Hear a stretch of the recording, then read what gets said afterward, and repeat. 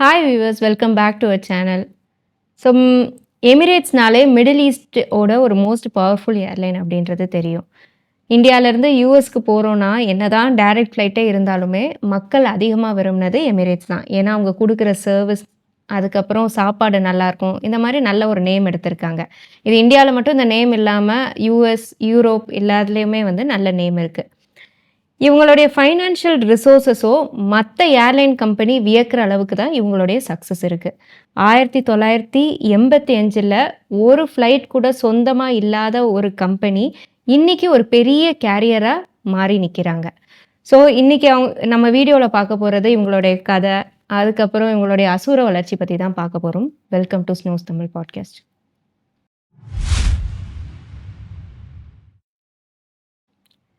எமிரேட்ஸோட ஓனரோ government of Dubai தான். United Arab எமிரேட்ஸில் ஒரு எமிரேட் தான் துபாய். ஸோ ஒரு பெரிய எமிரேட், பவர்ஃபுல்லான எமிரேட். அபுதாபியும் இவங்க பக்கத்தில் இருக்கிற எமிரேட் ஒரு ரிச்சான எமிரேட்டு. இவங்க ஒரு வாரத்துக்கு மட்டும் 3600 ஃப்ளைட்டு அவங்களுடைய ஹப்பான துபாய் ஏர்போர்ட்லேருந்து ஃப்ளை பண்ணுறாங்க. அண்டு மொத்த ஃப்ளீட், இவங்களுடைய ஃப்ளீட் மட்டும் 250 ஏர்க்ராஃப்ட் வச்சுருக்காங்க.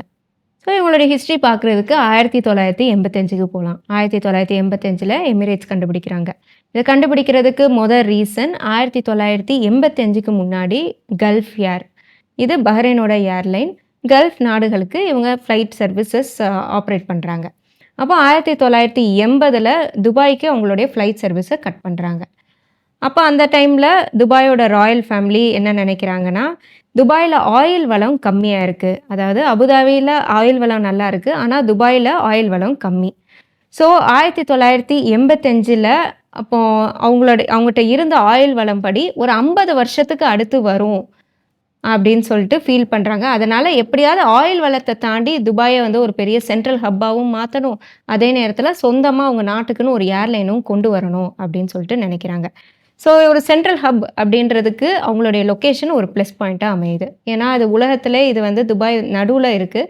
இங்கேருந்து ஒரு 4 to 8 மணி நேரத்தில் சைனா, இந்தியா, சிங்கப்பூர் இது எல்லாமே ஆக்சசிபிளாக இருந்தனால இதை சென்ட்ரல் ஹப்பாக ஆக்கணும் அப்படின்னு சொல்லிட்டு முடிவெடுக்கிறாங்க. So first risk free strategy தான் அவங்க யூஸ் பண்ணது. இப்போ நம்ம ஒரு புது ஏர்லைன் வாங்குகிறோம் அப்படின்னா ஒன்று அதை வாங்குவோம், இல்லாட்டி அதை லீஸ்க்கு எடுப்போம்.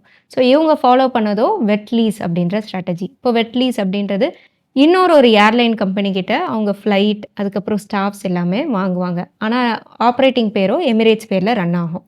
ஸோ இவங்க பாகிஸ்தான் இன்டர்நேஷ்னல் ஏர்லைன்ஸ் கம்பெனிகிட்ட இருந்து 2 ஃப்ளைட் வெட் லீஸ்க்கு எடுக்கிறாங்க. அண்டு ஸோ இதனால் என்ன நடக்குது அப்படின்னா அந்த அப்ஃப்ரண்ட் காஸ்ட் கம்மியாகும். ஸோ அப்ஃப்ரண்ட் காஸ்ட் ஏன் கம்மி அப்படின்னா ஸ்டாஃப்க்கு ட்ரைனிங்லாம் எக்ஸ்ட்ராவாக வந்து செலவழிக்கணும்னு அவசியம் இல்லை. ஆல்ரெடி ஸ்டாஃப்ஸ் ட்ரெயின்டாக தான் இருப்பாங்க. அதனால் ஸ்டாஃப்ஸ் ஆல்ரெடி ட்ரெயின்டாக இருக்கிறனால சர்வீஸ்க்கு ஆட்டோமேட்டிக்காக இவங்க சர்வீசஸையும் ஆரம்பிக்கிறாங்க. ஸோ 2 லொக்கேஷனுக்கு இனிஷியலாக ஆரம்பிக்கிறாங்க. ஒன்று பாகிஸ்தானில் இருக்கிற கராச்சி, இன்னொன்று மும்பை. 1986ல் கொலம்போ, டாக்கா, அதுக்கப்புறம் ஈஜிப்டில் இருக்கிற கைரோ இது எல்லாமே ஆட் பண்ணுறாங்க. அவங்க பேசிக்காக அந்த நேரம் எந்த ரூட்டில் டிமாண்ட் ஜாஸ்தியாக இருக்குது அப்படின்னு சொல்லிட்டு பார்த்தாங்க. அதில் சில ரூட்டில் டிமாண்ட் இருக்கிறத நல்லாவே கவனித்தாங்க.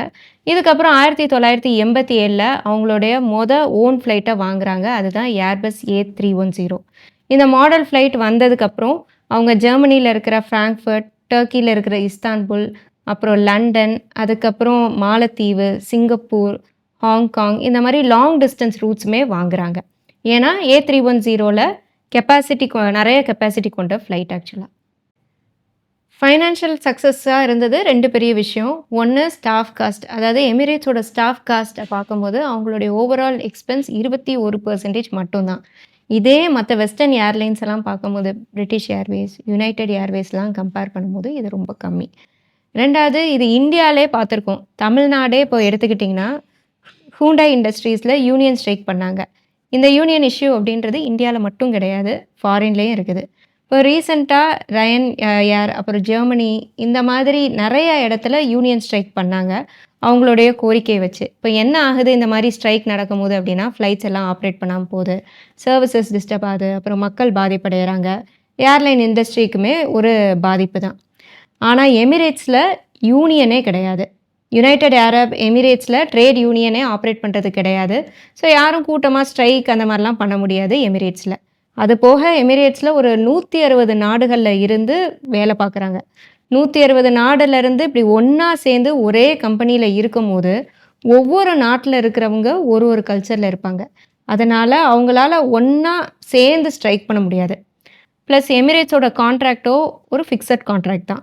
பயங்கரமான அட்ராக்டிவான சேலரி அப்படின்னு தான் வந்து சொல்லணும். இந்தியன் கேரியர்ஸ்லாம் கம்பேர் பண்ணும்போது ரொம்பவே ஒரு நல்ல சேலரி. ஆனா, இங்க எதுவுமே வந்து இப்போ ஸ்ட்ரைக் அந்த மாரிலாம் பண்ணா, மோஸ்ட்டா டெர்மினேட் பண்ணிருவாங்க. அண்ட் இதனாலேயே வந்து மோஸ்ட்டா யாருமே வந்து எமிரேட்ஸ்ல இதுவரைக்குமே பெருசா ஸ்ட்ரைக் நடந்தது கிடையாது. அவங்களுடைய ஸ்டாஃப் மிச்ச ஏர்லைன்ஸ கம்பேர் பண்ணும்போது ஒரு பெரிய பக்கபலம் அப்படின்னே சொல்லலாம். ஸோ அடுத்த ஸ்ட்ராட்டஜியோ ஃபியூவல்ல. ஸோ மோஸ்ட்டா எல்லாரும் என்ன நெனச்சாங்கன்னா, இவங்களுக்கு ஃபியூவல் ஃப்ரீயா கிடைக்குது.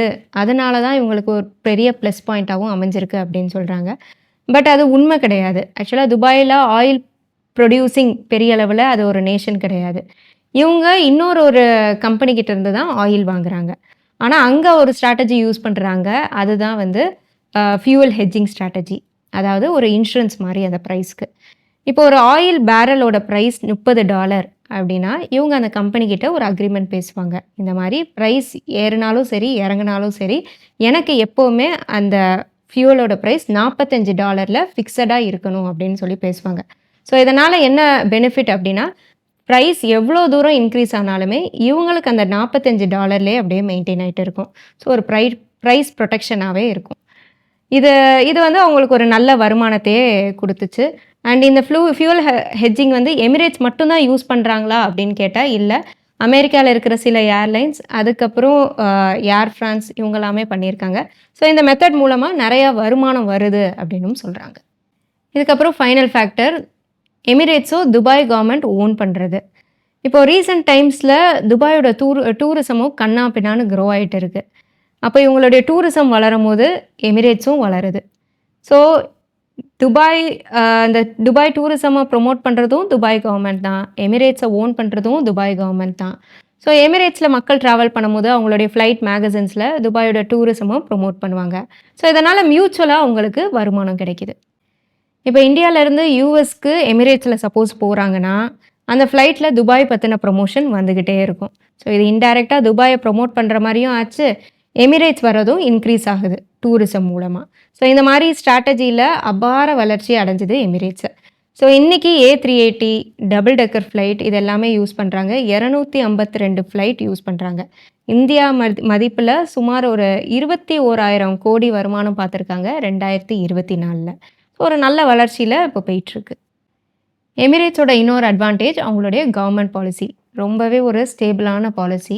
இப்போ வார் நடக்கிற இடங்கள் அப்படின்னு சொல்லிட்டு பார்க்கும்போது, Russia, Ukraine, Israel, Palestine, India, Pakistan இந்த இடங்கள்லாம் வார் நடக்குது. ஸோ இப்போ இவங்க எப்படி இருப்பாங்கன்னா, இந்தியா கூடயும் நல்ல ரிலேஷன்ஷிப்ல இருப்பாங்க. பாகிஸ்தான் கூடயும் நல்ல ரிலேஷன்ஷிப்ல இருப்பாங்க. ரஷ்யா கூடயும் நல்ல ரிலேஷன்ஷிப்ல இருப்பாங்க. உக்ரைனோடையும் இருப்பாங்க. ஸோ இப்படி இருக்கும்போது அவங்களுக்கு எந்தவித ரெஸ்ட்ரிக்ஷன்ஸ் எதுவுமே கிடையாது. இப்போ உதாரணத்துக்கு சொல்லணும்னா, யுஎஸ் போறதுக்கு அதாவது Los Angeles, San Francisco, Russia வழியா போனா தான் ஈஸி. இல்ல ப்ளஸ் நான் ஸ்டாப்பாவும் போ முடியும். ஸோ இந்தியா மற்றும் துபாயிலேருந்து போற ஃப்ளைட்ஸால போக முடிஞ்சுது. அதே இது யுஎஸ் ஃப்ளைட்ஸால போ முடியல. ஏன்னா அவங்களுக்கு தடை போட்டிருந்தாங்க. ரஷ்யா ஏர் ஸ்பேஸ் மேல பறக்கக்கூடாது அப்படின்னு. ஸோ இவங்களுடைய ஃபாரின் பாலிசிஸ் இப்படி ஸ்டேபிளா இருக்கிறனால, மெஜாரிட்டி அஃபெக்ட் ஆகாத ஒரே ஏர்லைன்னா அது கல்ஃப் ஏர்லைன் மட்டும் தான். அதாவது எத்திஹாட், எமிரேட்ஸ், கத்தார் ஏர்வேஸ் தான். இதனால அவங்களுக்கு வருமானமும் எல்லா வருஷமும் வந்துகிட்டே இருக்கு. ஸோ இவங்களுடைய கவர்மெண்ட் ஸ்ட்ராட்டஜி, பிளானிங், அப்புறம் ஸ்டாஃப், அப்புறம் எஃபிஷியன்ட்டா ஆப்ரேட் பண்றதுனால தான் எமிரேட்ஸ் இன்னைக்கு பெரிய அளவுல சக்ஸஸ் அடைஞ்சிருக்கு அப்படின்னே சொல்லலாம். ஸோ இந்த வீடியோ உங்களுக்கு இன்ஃபர்மேட்டிவா இருக்கும்னு நினைக்கிறேன். பிடிச்சிருந்தா கண்டிப்பா கமெண்ட் பண்ணுங்க.